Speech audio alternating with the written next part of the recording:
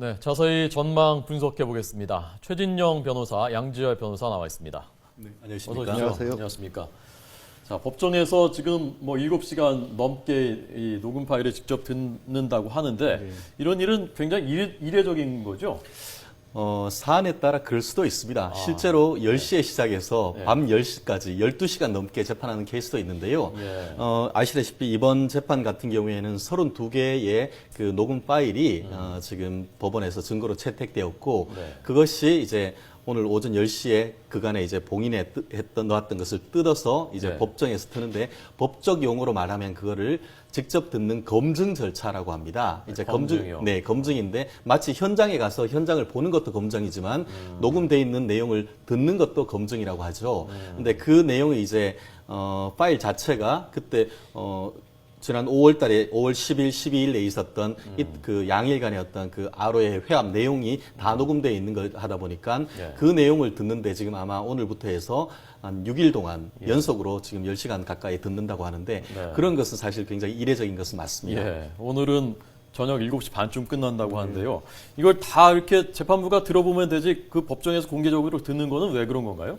그 재판 절차 자체는 원래 공개된 자리에서 할 수 있고 재판부만 들어보는 게 아니라 검찰도 같이 들어야 되고 예. 변호인단도 같이 들어야 되죠. 네. 그리고 우리 말이라고 하는 게 정말 아다르고 어다르다고 하지 않습니까? 그 글자로 써놨을 때 알 수 없는 내용이 있거든요. 예를 들어서 뭐 당신이 죽였지라는 누가 물어보면 수사관이 물어보면 네? 그러고 반문을 할 수 있죠. 그런데 글자로 써놓으면 당신이 죽였지? 네. 돼 있으면 뭐 죽인 걸 인정하는 것처럼 보일 수도 있는 극단적인 예입니다만 예. 그렇기 때문에 실제 현장이나 분위기라든가 어떤 뉘앙스를 가지고 얘기하는지를 같이 들어보고 그래야 또 검찰도 그 얘기를 하면서 자, 이 대목조 며칠째 들어본 거에서 이런 식으로 얘기가 나오지 않았냐라는 반론도 하고 또 변호사들도 거기에 대해서도 그게 아니라 이쪽에서는 뭐 아까 뉴스에 나온 것처럼 애기 울음소리는 들리고 또 뭐 웃는 얘기 나오고 그런데 이게 무슨 그런 내란 자리냐라고 반론을 또 잘 수 있고 그런 절차가 진행되겠죠. 네. 현장에서 지금 그 취재한 내용들을 보니까요. 재미있는 얘기가 많더라고요. 이게 처음 시작되는 부분에는 걷는 소리, 뭐 잡담하는 소리, 뭐 이런 것들이 나오다가 소란하고 운동권 노래가 중간에 또 들리기도 하고 이게 이제 모임 시작하기 전 상황인 것 같습니다. 그러다가 다시 이제 구호를 재창하고 끝까지 투쟁한다, 뭐 이런 소리가 나온다고 하고요. 그러다가 이제 사회자가 일정을 공개하고 전쟁의 정세이고 뭐 이렇게 뭐 얘기를 하다가 힘찬 박수로 대표님 모신다 이렇게 된답니다. 그때 이제 이석기 의원이 나오고요. 거기서 나온 내용은 우리가 지난번에 들었던 그 녹취록 그 내용이 전반적으로 격앙된 목소리로 웅변하듯 강의를 했다. 거기까지 이제 오늘 들은 겁니다 지금.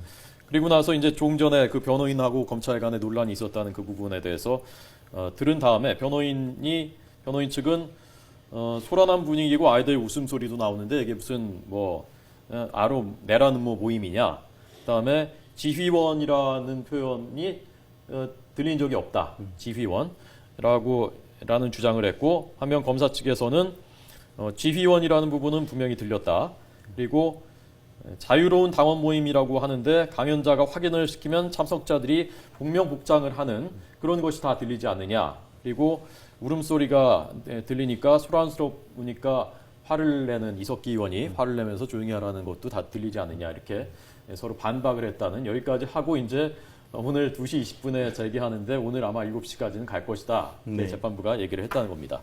자, 우선 녹취 파일이 47개 중에 32개가 증거 채택되지 않았습니까? 이것이 증거로 채택됐다는 것은 어떤 의미를 갖고 있는 겁니까? 네, 사실 그 지금까지 이렇게 그 30차에 가까운 어떤 재판을 통해서 거의 110명 가까운 어떤 증인이 나와서 이런 증언을 하게 해서 논란이 됐던 이유는 네. 민사재판과 달리 형사재판은 굉장히 엄격한 능력을 가진 증거로서만이 유무죄를 판단할 수 있도록 하기 때문에 지금 이석기 의원 측 같은 경우에는 이 증거들이 핵심적 증거들이 증거 능력이 없어서 증거를 쓸 수 없으면은 더 이상 뭐 실제로 그런 일이 있었는지 없었는지와 상관없이 증거가 부족하기 때문에 무죄다라고 판단을 받을 수 있기 때문에 네. 그러한 전략으로 나왔습니다. 그러다 보니까 증거 능력이 제일 핵심적인 어떤 사안이 됐던 것이고 사실 이번에 어떤 그런 그 법원의 중간 결정은 예. 어떤 판결은 아니지만 증거 체부에 관한 중간 결정이라고 하는데 그것은 지금까지 어떤 증거를 채택하는지 여부에 대한 논란을 종식시키는 그런 의미가 있죠. 네. 근데 이것이 이번에 어떤 법원이 판단을 했냐 하면은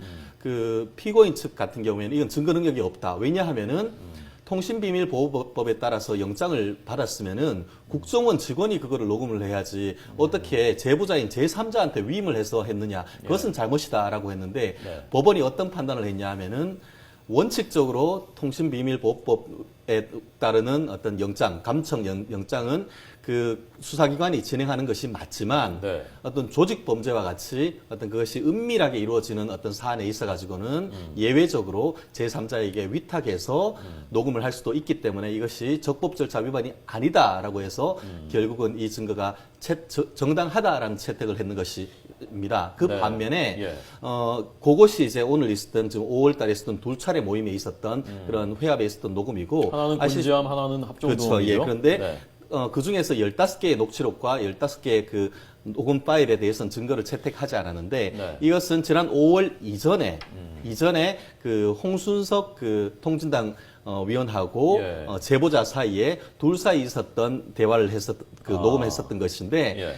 결론적으로 말씀드려서 그 지금 제일 핵심되는 내용이 그 형법상의 그 내란 음모 선동 혐의인데 그거에 관한 녹취록 파일은 증거 능력이 모두 다 인정되었고 네. 그 이전에 아까 말씀드린 어떤 홍수석 그 피고인과 제보자 사이에 어떤 대화를 담긴 즉 그거는 그 형법이 아닌 그 국가보안법 위반 그 부분에 대한 15개 증거가 네. 초기에 있었던 증거가 그 제대로 어떤 무결성이라든가 동일성이 인정되지 않았기 때문에 증거 능력이 없다 그렇게 판단하는 것입니다. 네. 양 변호사님은 해석이 좀 다를 수 있을 것 같은데요. 뭐 이분은 크게 다르다기보다는 이렇게 예. 이해를 하시면 될 것 같습니다. 지금 재판의 결정은 법원의 결정은 이거를 틀어볼 수 있다라는 것만 결정을 한 겁니다. 증거가 된다. 그렇죠. 예. 그러니까 증거로 한번 우리가 들어보자. 들어볼 가치는 충분히 있다.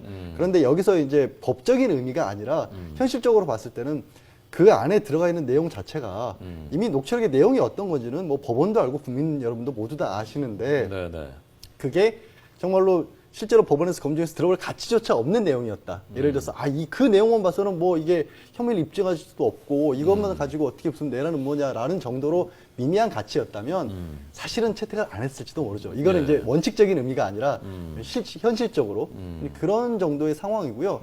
뭐 지금 이제 최 변호사님 말씀하신 부분에 대해서는 그 법학계에서는 약간 논란의 여지가 있었던 부분입니다. 어떤 그러니까 부분이요? 수사기관이 직접 꼭 해야 되느냐, 감청을. 아니면 개인이 해도 되느냐, 일반인이 해도 되느냐가 논란이 있었던 부분인데 네. 그 부분에서 어떤 그 법원이 이번에 정리를 한 거죠. 이런 특수한 상황에서는 개인이 하더라도 뭐 가능하다. 대신 그 수사기관이 어떤 감청 허가서를 가졌던 시점부터만 가능하다. 이런 식으로 판단이 내려진 것이죠. 지금 변호인 측은 지금까지 이른바 독수독과 이 말이 어려운데 독이 있는 나무 예. 숫자에 그 독이 있는 나무에서 나오는 과실은 그것도 독과다. 독이 예. 있는 그래서 적법하지 않게 했으니까 증거 자체가 안 된다라는 논리였는데 그것을 재판부가 인정하지 않았다는 건 좀 타격이라고 볼 수 있는 건가요? 어떻게 보면 해석이 문제인데 타격. 그렇죠. 변호인단 입장에서 굉장히 큰 타격인데 말씀드렸다시피 이왕에 논란이 있었던 부분이고 또 이제 변호인단이 그걸 주로 문제 삼는 건 이런 경우입니다. 예. 제가 어떤 경찰 입장인데 예. 뭐 어디를 감청을 하고 싶어요. 그런데 경찰인 내 신분으로서는 영장을 받지 않고는 들어갈 수가 없단 말입니다. 예. 그럴 때 그 개인 일반인들 같은 경우에 그런 제약이 없으니까 그 사람을 싹 들여보내서 야 한번 들어보고 와라고 했을 때 그럴 때가 위법한 것인데 이 경우에 법원이 판단을 내린 건 이거죠. 국정원 수사관은 분명히 감청 허가서를 가지고 있었고 대신에 그 감청 허가서를 가진 국정원 직원이 일반인과 그 어떤 연락을 취해서 한 것이기 때문에 이런 어떤 특수한 사건일 경우에는 최소한 국정원 직원이 감청 허가서를 가지고 있었다면 그건 말씀하신 어떤 위법한 증거 채택이 아니다, 증거 수집이 아니다라고 그렇게 판단을 내려준 거죠. 자, 지금 32차까지 공판이 벌써 네. 있다는데 대략 1심은 언제쯤 결과가 나올 것 같습니까? 네, 기본적으로 지금 예측하기는 2월 중순이나 말이면 그 선고가 될 것으로 생각합니다. 그 근거는 예. 아시다시피 지난 그 9월 26일 날 구속 기소를 했습니다. 근데 1심에서 법원이 구속할 수 있는 기간이 6개월입니다. 예. 결국 다가오는 2월 26일까지는 법원이 어쨌든 선고를 하지 않으면은 그렇군요. 계속 그 이후에도 선고를 그 재판을 하려면은 일단 풀어줘야 되는 문제가 있습니다. 그렇기 때문에 지금 나와 있는 그 언론에 배포된 계획으로서는 이번 주와 다음 주에 걸쳐 가지고 지금 그 녹취록을 비롯해서 추가적인 증거 절차를 다 마무리 짓고 네. 1월 마지막 주에 가서는 예. 제일 마지막 절차가 뭐냐면은 그 피고인 본인 신문이라고 합니다. 피고인 신문이라고 하는데 이석기 의원을 비롯해서 기소된 7분에 대해서 직접 검사와 피고인 그리고 법원이 직접 당신 이것을 했는 것이 맞소, 이 점은 어떻소 하는 것을 직접 묻는 절차를 거칩니다. 그렇게 되면은 그 절차가 끝나면은 이제 검사가 구형이라고 하죠. 그 형에 관한 의견 진술을 하고 예. 그러면은 변호인이 최후 변론 그리고 마지막으로 이석기 의원이 현장에서 직접 본인의 심정을 얘기한 다음에 네. 재판을 마칩니다. 그리고 재판을 마친 때로부터 한두 주 내로 판결이 선고되는데 그것은 지금 현재 그 예상한다고 하면은 늦어도 2월 중순이나 20일 전후가 되지 않을까 생각을 합니다. 어떻습니까? 변호사들께서는 재판 진행되는 과정을 좀 이렇게 쭉 보시다 보면 아, 대략 이게 어느 쪽으로 가겠구나, 어느 쪽이 지금 유리하게 진행되고 있구나 그런 좀 느낌이 옵니까? 지금 어떻습니까? 재판 어떻게 전망하십니까? 글쎄 이제 조금 전에 말씀하셨던 어떤 예. 오늘 오전에 나왔던 녹취 내용 같은 걸 들어보면 네. 분명히 뭔가 굉장히 잘못된 생각을 가진 사람들이 있었던 것만은 확실해 보입니다. 다만 앞으로 밝혀져야 될 부분은 그 사람들이 그런 생각을 가지고 어떤 뭐 예를 들어 음모라 이런 걸 꾸몄을 때 그러면 그 사람들이 생각했던 방향대로 움직였을 때 예. 우리 국가기관이 그것 때문에 정말 위협을 받을 정도였느냐 그것이 앞으로 어떤 재판부가 고민해야 될 부분이 아닐까 싶습니다. 그게 내라는 뭐 선동이 유죄가 되느냐 안 되느냐. 그렇죠. 예, 뭐 결정적인- 이미 뭐 변호인들도 증인을 채택을 해서 그런 부분에서 다투기도 힘든 걸로 알고 있는데 그러니까 그 얘기가 나온 어떤 통신 시설에 대한 어떤 파괴 뭐 얘기가 나왔는데 네. 그런 식으로 통신 시설에 접근을 했을 때 정말로 실제 우리나라의 통신 기반이 그렇게 흔들릴 수 있는 문제인가 이런 부분들에 대해서 재판부가 고민을 하겠죠. 예, 그 KT 해화지사라든가 네. 평택 LNG 기지, 뭐 이런 부분들. 그럼, 결국 예. 이게 그 검찰 입장에서 이 유죄를 받기 위해서는 어떻게 보면 세 가지 관문이 있습니다. 예. 첫 관문이 공소 제기 절차가 적법해야죠. 처음 기억하시겠습니다만 피고인 측에서는 이게 공소장 일본주의에 위반해서 한마디로 공소장에 필요한 것 이외에 잡다한 것을 너무 많이 넣었기 때문에 이게 공소 제기 자체가 위법하기 때문에 실체적 판단조차도 필요 없다고 했는데 그건 아니다라고 법원이 일단 판단을 했고 네. 두 번째 관문이 이 증거죠. 증거가 이게 채택이 안 됐다고 하면 더 이상 나아가 살필 필요 없이 기각인 거죠. 예. 그런데 일단 두 번째 관문까지 검찰은 이제 큰 관문을 통과했는 것이고 네. 근데 그게 예선이라고 하면 실제 이제 남은 게 본선입니다. 제일 중요한 건 지금부터인 거죠. 일단 주어진 증거를 가지고 과연 법원이 나타난 증거를 가지고 합리적인 의심을 잠재울 정도로 아 이거는 그 분명히 형법상 내란 음모나 선동이 된다라는 것이 확실하게 입증될 정도의 증거이냐 예. 이걸 가지고 불꽃 튀기는 접전이 벌어질 것으로 예상됩니다. 좀 전에 말씀드린 대로 그 두 차례 걸친 회합에서 보면은 KT 해화지사라든가 분당 IDC 같은 거 기관 통신 시설에 대한 타격, 또 평택 저유소 시설에 대한 어떤 공격 그리고 또 뭐 총을 개조하는 문제나 이런 것들이 과연 그런 일을 했는지 그러한 것이 어떤 형법상 내란에 해당하는 폭동을 일으킬 만한 어떤 실질적인 위험성이 있는지 그리고 또 과연 그 아로라는 것에 실체가 있는지 이런 부분을 가지고 이제 하나하나 서로가 그 검찰과 그 변호인 사이에 그 접전이 벌어질 것인데 예. 사실 현재로서는 어떻다고 단정해서 그 판단하기엔 그 어떤 그 법조인도 쉽지 아니한 그런 상황입니다. 자, 그러면요. 두 분이 각각 검사와 변호사라고 가정을 하고요. 자, 지금 여기까지 이제 진행이 됐는데 지금부터 나는 이 부분을 집중적으로 제기하겠다. 내가 검사라면, 변호사라면 한번 좀 해볼까요?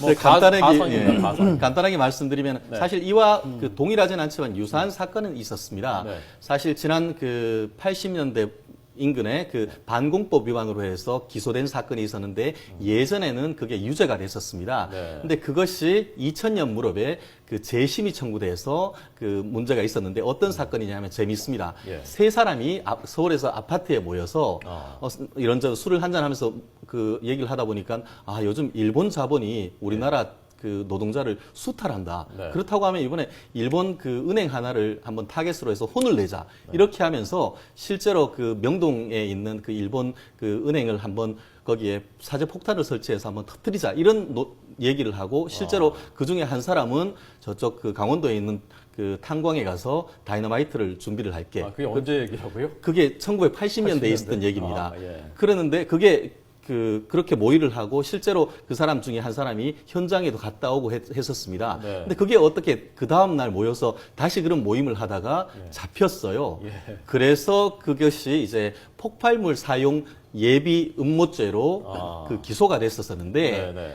그 사건에 있어 가지고 반공법 위반에 대해서는 재심이 나왔을 때에 무죄다라고 판단을 했지만 좀 전에 말씀드린 형법상 어떤 폭발물 사용죄에 있어 가지고는 좀 전에 말씀드렸듯이 어떤 그 현장을 한번 갔다 답사를 하고 어떤 다이너마이트를 실제로 준비하는 방법에 대해서 논의했고 하는 부분에 대해서는 폭발물 사용을 한다고 하면은 그 지역에 어떤 평온을 해할 만한 실체적인 어떤 그런 위험성이 있다라고 해서 유죄를 인정했고 대법원까지 가서도 적어도 그 폭발물 사용죄에 대해서는 유죄로 인정했는 그런 케이스가 있습니다. 어떻게 네, 보면은 네. 이번 사안과 뭐 완전히 일치하진 않습니다만 그 크게 봤을 때는 크게 맥락이 닿는 사안인 것 같은데 지난 그 사건에 봤을 때는 그 어떤 위험에 대한 어떤 실질적 위험성에 대해서 기존의 판례는 상당히 좀 폭넓게 봤던 그런 부분이 있는데 예. 과연 이번 사건에서는 그러한 판결에 비추어서 어느 정도의 어떤 위험성을 가졌을 때에 실제로 유죄로 인정될지는 뭐 법원의 판단에 달렸습니다만 기존 어떤 그런 유사한 입장에 봤을 때는 네. 유죄 나올 가능성도 배제할 수는 없다는 생각입니다. 네, 지금 이 사건이 내라는 뭐 선동이 걸려 있고 또 국보법도 걸려 예, 있고요. 그렇습니다. 이번에는 뭐 정확하게 검사 역할은 안 해주셨습니다만은 변호인 입장이라면 어떤 점을 집중적으로 제기하겠습니까? 변호인 입장이라면은 두 가지로 방향을 잡아야 될 것 같으로 보입니다. 첫 네. 번째는 피고인들의 기존의 직업이라든가 경력이라든가 그동안에 해왔던 일에 비춰봤을 때 과연 이 사람들이 정말로 어떤 국가기관을 타격할 수 있을 만한 능력이 되는 사람들이냐. 정말 그 어떤 뭐 우리가 흔히 영화 같은 데 보면 이 범인들이 희생자가 이렇게 칼을 들이밀었을 때 네. 이렇게 뭐 웃으면서 흉악범들은 가서 그 칼을 뺏어버리지 않습니까? 그 얘기는 뭐냐면 아무나 손에 칼 쥐어준다고 해서 뭐 누구를 찌르거나 해칠 수 있는 그런 건 아니거든요. 네. 그럼 과연 이 사람들이 그럴 만한 역량을 가진 사람들이냐? 네. 어떻게 보면 변호사 입장에서 피고인들의 능력을 깎아내리는 그런 일을 하나를 해야 될 것이고 예. 두 번째는 그 반대로 그럼 우리나라 기관 산업들 뭐 경찰이고 또 군인이고 또 해와 전화국 같은 기관 산업 시설 설비들이 그렇게 취약하냐 뭐 이런 정도밖에 안 되는 사람들이 와가지고 와서 뭔가 무슨 뭐 사제 권총이나 아니면 폭탄 같은 걸 설치했을 때 나라가 흔들릴 정도가 되지는 않는다라는 쪽으로 아마 변호인이라면 좀 주장을 해야겠죠. 예, 알겠습니다. 자, 아로 사건 32차 공판이 오늘 열리고 있고 지금도 계속 녹음 파일을 듣고 있고요. 변호사님들 견해를 종합하면 다음 달 중순쯤이르면 1심 판결은 나오지 않겠느냐라는 전망이었습니다. 자, 오늘 최진영 변호사 그리고 양지열 변호사의 견해 들었습니다. 잘 들었습니다. 고맙습니다. 감사합니다.